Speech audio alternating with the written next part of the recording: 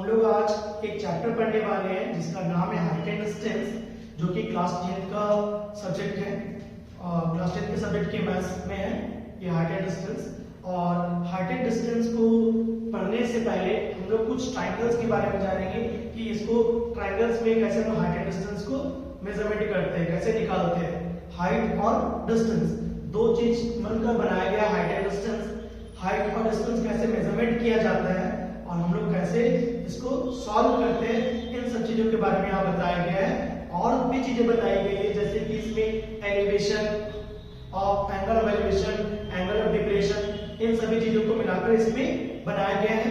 और बहुत सारे बच्चे इस पे सॉल्व करने में बहुत दिक्कतें आती है, तो उसको देखते हुए हम लोगों ने इस चैप्टर को थोड़ा डिस्क्राइब किया है। हम लोग देखते हैं कैसे हमको बनाना पड़ेगा।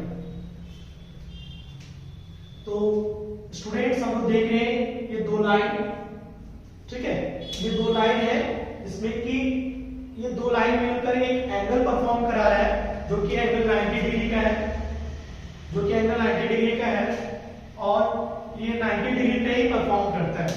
तो 90 डिग्री का एंगल है, इसमें हम दो लाइन देख पा रहे हैं, एक लाइन ऊपर की ओर जा रहा है, एक लाइन सीधा सोया हुआ है।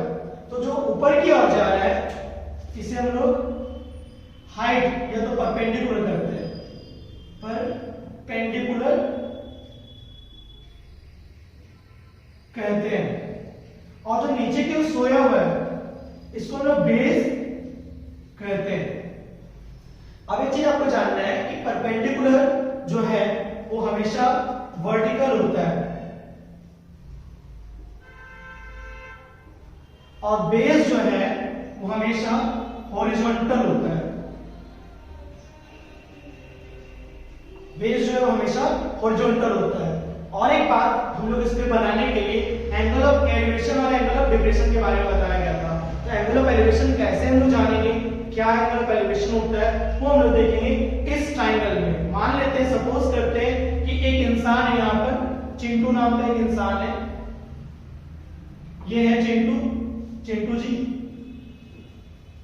चिंटू नाम के एक पर्सन यहाँ पे खड़े हैं।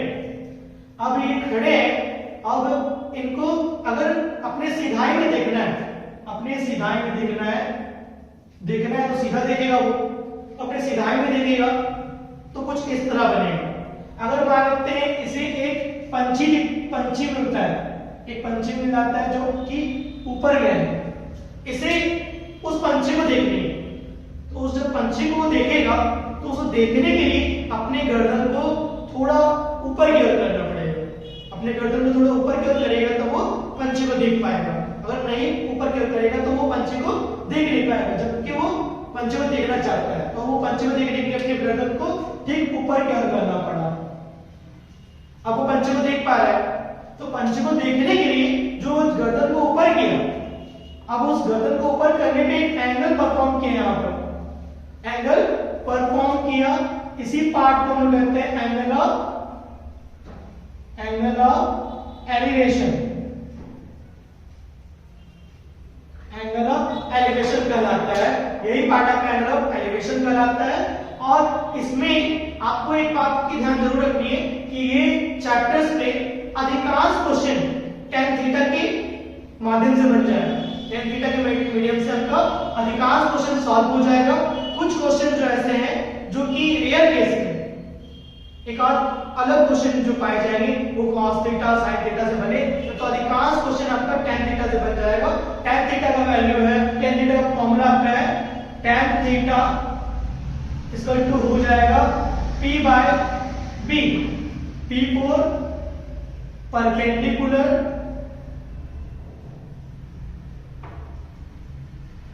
और b फॉर बेस। इन सभी से हम लोग एलिवेशन का निकाल पाएंगे, जैसे कि p for perpendicular and b for base. हम लोग tan थीटा से इसको फाइंड आउट कर पाएंगे। हाइट और डिस्टेंस, ये दो चीज से मिलकर हमारा हाइट एंड डिस्टेंस बना हुआ है। अब हम लोग देखेंगे इसके बाद नेक्स्ट एंगल ऑफ डिप्रेशन। अब हम लोग देखने वाले हैं एंगल ऑफ डिप्रेशन, जिसमें कि फिर आपको वही दिख रहा होगा, एक हॉरिजॉन्टल लाइन है, एक वर्टिकल लाइन है, एक बच्चा खड़ा है जो कि कुछ हाइट में खड़ा है और इसके बाद इसे इस बच्चे को नीचे की तरफ देखना है, उसको, उस बच्चे को अब नीचे देखना है, तो जो भी कोई नीचे देखना चाहेगा तो उसको नीचे देखने के लिए मुंडी को नीचे झुकाना पड़ता है, जिसके बाद वो देख पाता है। तो हम लोग देख रहे हैं कि बच्चा जो खड़ा है ऊपर की ओर, उसे नीचे पेड़ को देखना है, तो उसको देखने के लिए मुंडी को अपना नीचे झुकाना पड़ा, जिसके बाद वो ट्री को देख पाया। तो उसके बीच में जो एक एंगल बना वो आपका एंगल ऑफ डिप्रेशन कहलाता है। इसी पार्ट को हम कहते हैं angle of depression. Angle of depression, angle of depression में वो नीचे पार्ट को देख लेगा। इसमें बस दो ही चीज आपको दिया जाता है, एंगल ऑफ एलिवेशन और एंगल ऑफ डिप्रेशन।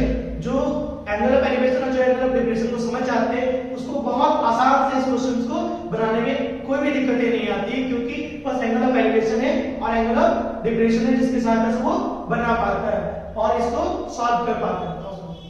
अब हम लोग ये क्वेश्चंस को देख के सॉल्व करने वाले हैं, जिससे कि हम लोग को थोड़ा सा सॉल्व करने के बाद कुछ पता चल जाएगा कि कैसे हम लोग बना पाए और इसको बनाया जाता है। तो हम लोग देख रहे हैं, इसको बनाने के लिए सबसे पहले लोग एक एक लाइन पढ़ के बनाएंगे। The angle of elevation of the top of A tower from A point A. तो सबसे पहला बात बोला जा रहा है, इसमें कोई टावर के बारे में बात किया जा रहा है। तो सबसे पहले हम लोग एक टावर बना देते हैं।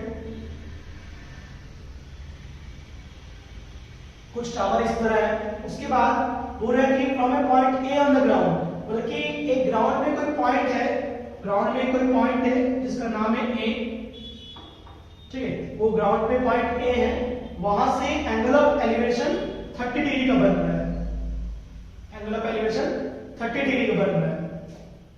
तो हम लोग जो डिस्टेंस दे देते हैं, ग्राउंड से टावर तक का डिस्टेंस मैंने दे दिया। अब ये डिस्टेंस हो गया और ये एंगल ऑफ एलिवेशन हो रहा है 30 डिग्री फॉर्म करने के लिए। उसके बाद नेक्स्ट क्वेश्चन है, on walking 50 metre towards the tower. यहां बोल रहा है कि टुवर्ड्स द, अब हम लोग यहां से ए से कुछ वॉक करते हैं टावर की तरफ। टावर की तरफ 50 मीटर, मतलब यहां से हम लोग 50 मीटर टावर की तरफ चल लिए, 50 मीटर आए, तो वहां आधे साथ हमारा एंगल ऑफ एलिवेशन बन जाता है 60 डिग्री। तो हम यहां पे हम लोग का एक एंगल ऑफ एलिवेशन 60 डिग्री बन जाता है। हम लोग इसको नाम दे देते हैं बी, और ये नाम हो जाता है सी, और ये डी दे देते हैं। तो हमारे पास कुछ इस तरह एक ट्रायंगल बन के शो कर रहा है, ए सी डी बड़ा और बी सी डी छोटा। दो ट्रायंगल बन के हमारे पास तैयार हो रहा है। इन दोनों ट्रायंगल से हम लोग पता करेंगे। तो हम लोग को अभी बीसी कुछ मालूम नहीं है, तो हम लोग सपोज कर लेते हैं एक्स मान लेते हैं, और ये अपना हाइट रहता है, ये अपना हाइट रहता है।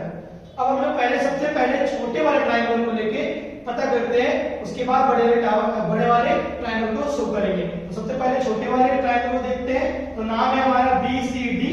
हम लोग लिखेंगे in triangle B C D. हम लोग को बीसीडी में क्या दिख रहा है, वही perpendicular by base tan 60 degree, tan 60 degree, tan 60 degree का फॉर्मूला क्या हो जाएगा, perpendicular by base, perpendicular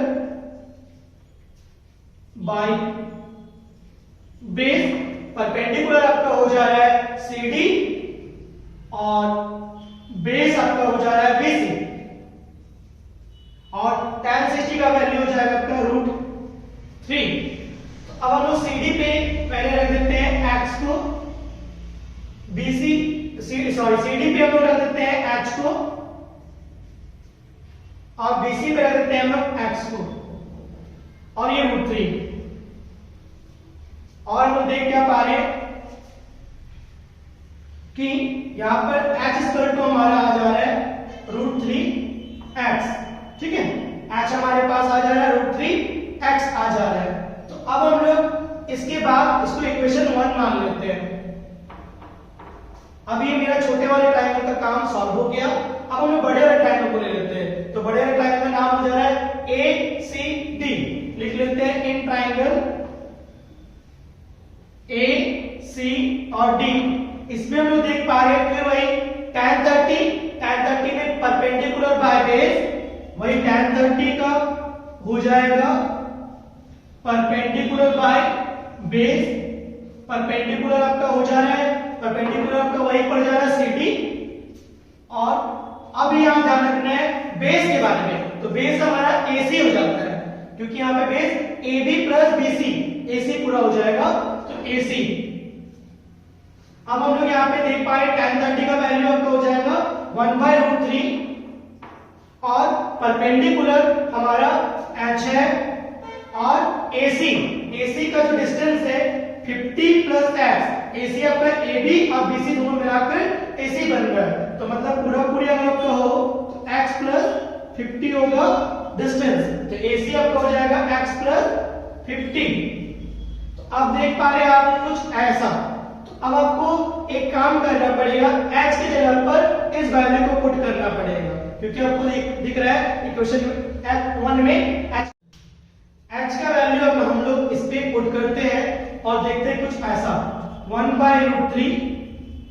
h की जगह पर हम लोग करते हैं √3x को पुट और यहां पर x प्लस 50 हो गया।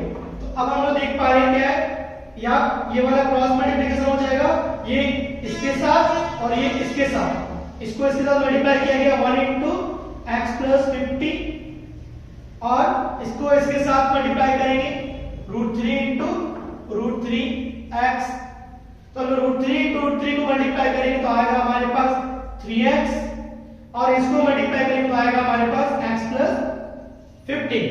तो अब हम लोग देख पा रहे हैं कुछ ऐसा, तो वही सेम चीज x वेरिएबल को 3x के साथ माइनस किया जाएगा, 50 को छोड़ दिया जाएगा। तो अब हम लोग देख पा रहे हैं 50 को यहां छोड़ देते हैं, x को उधर ले जाते हैं। तो आप जानते हैं कि अगर कोई चीज यहां से उधर जाता है तो अपने साइन को चेंज करता है, x अगर है तो प्लस में, उधर जाएगा तो माइनस में हो जाएगा, 3x माइनस x, ये हो जाएगा 2x और ये 50। अब हमारे पास x इक्वल टू हो जाएगा 50/2, तो x हमारे पास आ जा रहा है क्या 25। अभी 25 क्या है मीटर की सेंटीमीटर, तो हम लोग देख पा रहे हैं x आपका 25 मीटर आ गया। इसका मतलब है कि हमारे पास x किसको माना गया है, x हमने माना है BC को, BC आपका आ गया 25 मीटर। अब हम लोग इसके बाद निकालेंगे हाइट और डिस्टेंस टावर से A तक का। तो डिस्टेंस टावर से A तक का निकालने के लिए, उसको निकालने के लिए सबसे पहला मैं अब थोड़ा सा इस साइड में मैं रफ करता हूं, इस साइड से, क्योंकि हाइट ऑफ द टावर हो गया, यहां तक रफ कर देता हूं कोड को।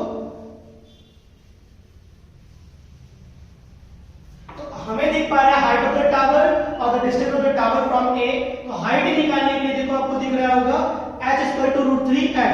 तो h इक्वल टू √3x है, तो हम लोग लिख देते हैं पहला h इक्वल टू √3x पे हम लोग x का वैल्यू पुटिंग कर देंगे, लिखेंगे value put of x equal to 25 in equation 1। Equation 1 पे x का वैल्यू रखने पर तो हम लोग देखते क्या है, h इक्वल टू √3 into 25। आप इसको ऐसे भी लिख सकते हैं, ऐसे भी लिख सकते हैं, नहीं तो इसका वैल्यू लिखने के लिए आपको 25 into 1.732 आप इसको भी सॉल्व कर सकते हैं। इसको सॉल्व कर लेंगे तो आपका ये बन जाएगा h। अब इसके बाद आपको मल्टीप्लाई कर लेना और ये आपका वैल्यू आ जाएगा। नेक्स्ट हम लोग निकालते हैं distance of the tower from A. Distance निकालने के लिए आपको क्या करना पड़ेगा, अब हम लोग b मिटाते हैं और डिस्टेंस निकालने के लिए AB प्लस BC इक्वल टू AC आपका डिस्टेंस हो रहा है AB प्लस BC। बोल रहा है कि टावर से डिस्टेंस निकालनी है तक की, तो ये बन जा रहा है AC AB प्लस BC।